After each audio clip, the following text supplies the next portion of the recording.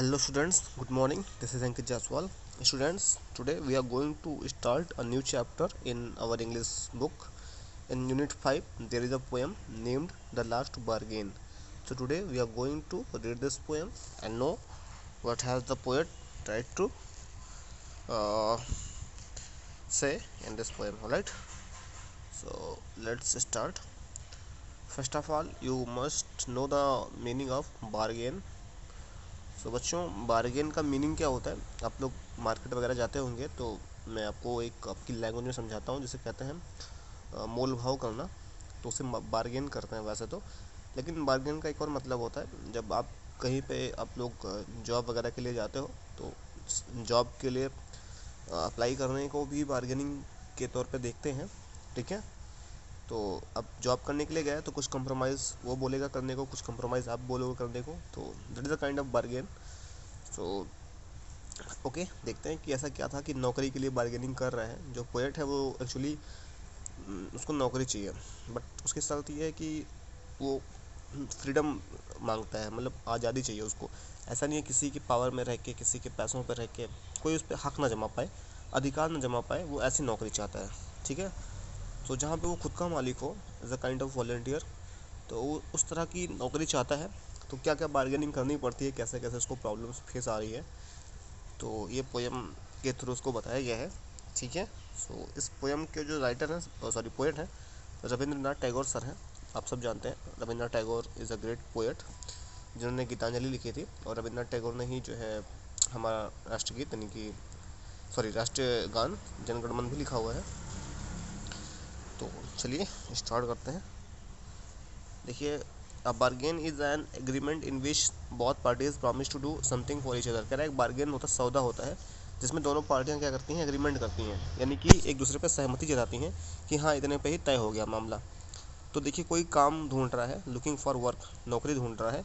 Waiting to be hired, सोच रहा है कोई उसको हायर कर ले, हायर मतलब नौकरी पे रख ले।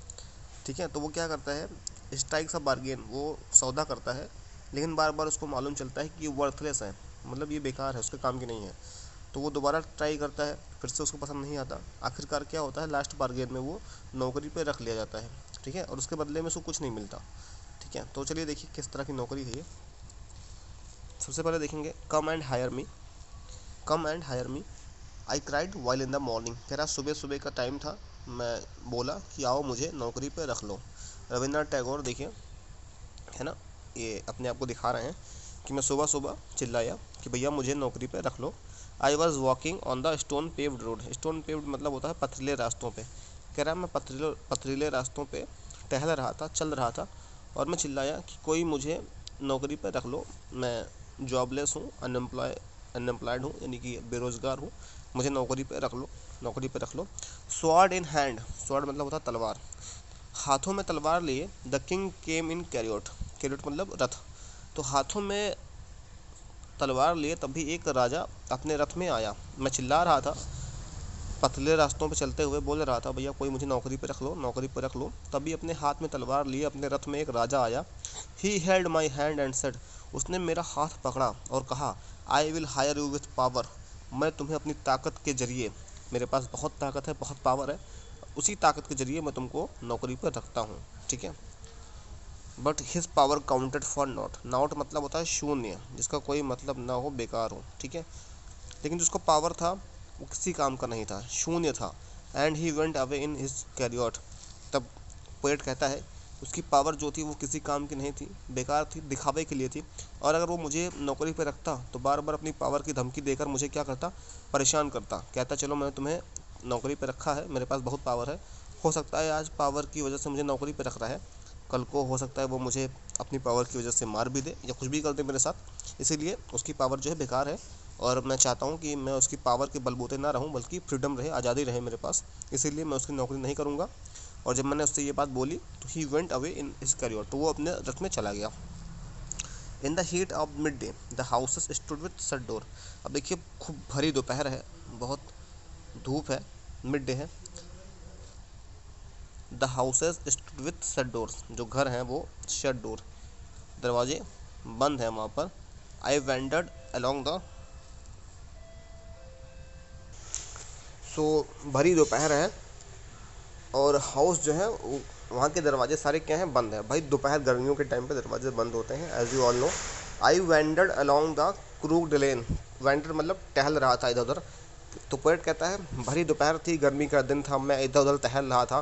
क्रूड लेन, क्रूड लेन मतलब सन्नाटे जो गलियाँ थी।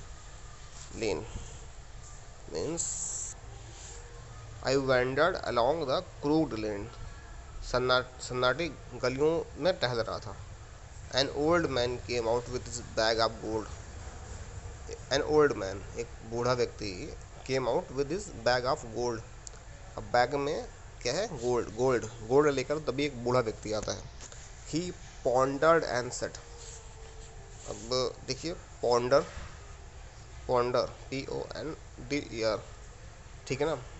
पॉन्डर मतलब लालच दिया या कहीं ना कहीं धाक जमाया मुझ पर, और बोलता है आई will hire you with my money.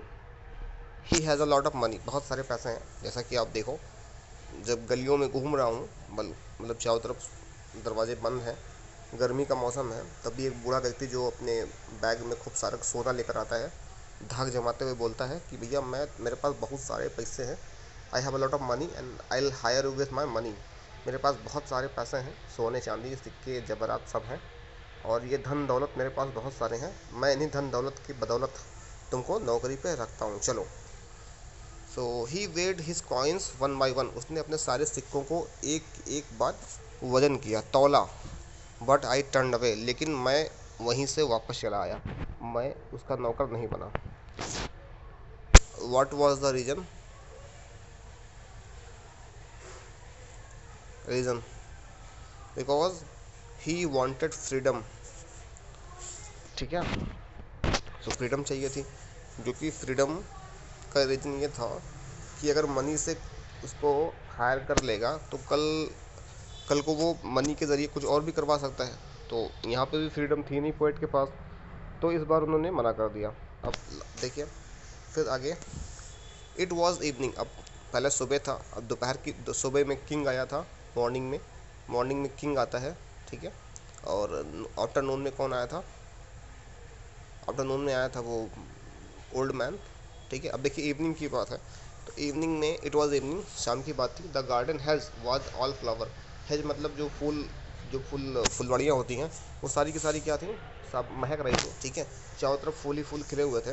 The fair made came out and set. तभी वहाँ पे एक फेयर मेड थी, जो है नौकरानी थी, जो इन घर की देखभाल करती है या फिर गार्डन की देखभाल करने वाली जो नौकरानी थी, वो आई। वो पोएट के पास आई और क्या बोली, I will hire you with a smile. उसने बोला मैं तुमको नौकरी पर अपने एक स्माइल के साथ रखती हूँ। वो मुस्कुराई, सी स्माइल, और उसने बोला कि मैं तुमको हायर करूँगी एक स्माइल के साथ। हर smile paled and melted into टेयर।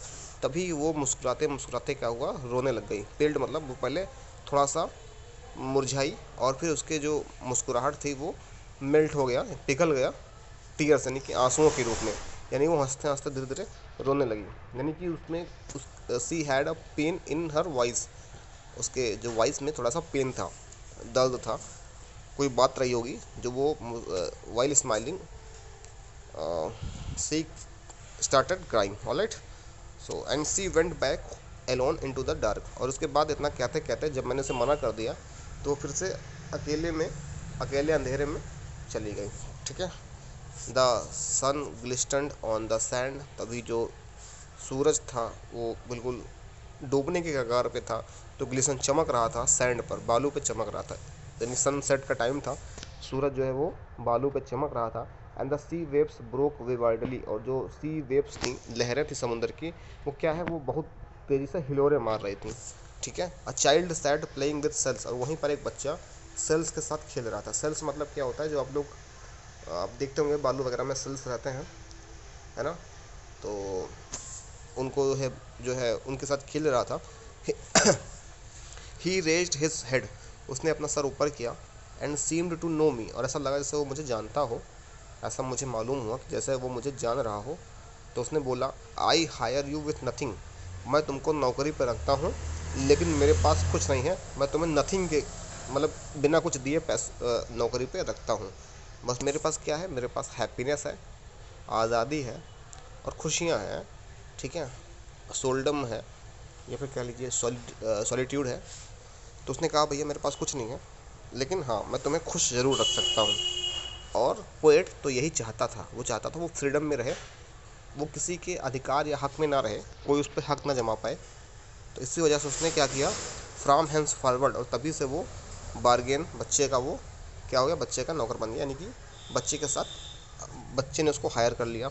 अब वो पोएट भी आज़ाद था, जब जैसा मन करे वैसा वो उसके साथ खेल सकता था, उसके साथ बातें कर सकता था, कोई उसके पास दबाव प्रेशर नहीं था नौकरी का। ठीक है, तो बस यही चाहता था पोएट कि जहाँ पर हैप्पीनेस मिले। तो पोएट इस पोएम के थ्रू ये मैसेज देना चाहता है कि जहाँ पर भी आपको ट्रैंक्विलिटी मिले, पीस मिले, हैप्पीनेस मिले, वहीं पर हमको रहना चाहिए।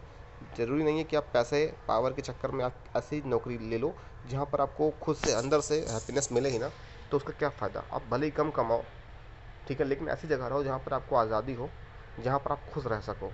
तो ये पोएट अपने पोएम के थ्रू ये मैसेज देना चाहता है। ठीक है, चलिए कुछ क्वेश्चन आंसर जो आपको सॉल्व करते हैं। पहला है who is the speaker in the poem. तो आप सब देखें यहाँ पे स्पीकर साहब का नाम Rabindranath Tagore. The king sword in hand, देखिए जो राजा के हाथ में तलवार है वो क्या दिखाता है, wealth, power, more power than wealth. तो भैया मोर पावर देन वेल्थ दिखाता है, क्योंकि अगर उसके पास इतनी पावर है तो वो कहीं ना कहीं ताकत, जो पैसे से ज़्यादा ताकत रखता है ना, पावर जो है वो पैसों से ज़्यादा है। ठीक है, तभी तो वो हायर करने आया था। तो देखिए सेकंड है, थर्ड वाला, the old man offered the speaker lot of money. Old man, बूढ़े व्यक्ति ने उसे बहुत सारे पैसे दिए, लेकिन फिर भी पोएट ने क्यों ठुकरा दिया उसे। फाइंड द पोएम, इसकी मीनिंग आपको ढूंढनी है इन दोनों की। I have nothing to give you, मेरे पास तुम्हें देने के लिए कुछ नहीं है, एक्सेप्ट गुडविल एंड चीयर, बस मेरे पास हंसी खुशी है, मजाक है। तो ये जो दो लाइन है, ये किन लाइनों से मैच है, किन लाइनों की सिमिलर है, कौन सी लाइन ऐसा है जिससे मैच करती है।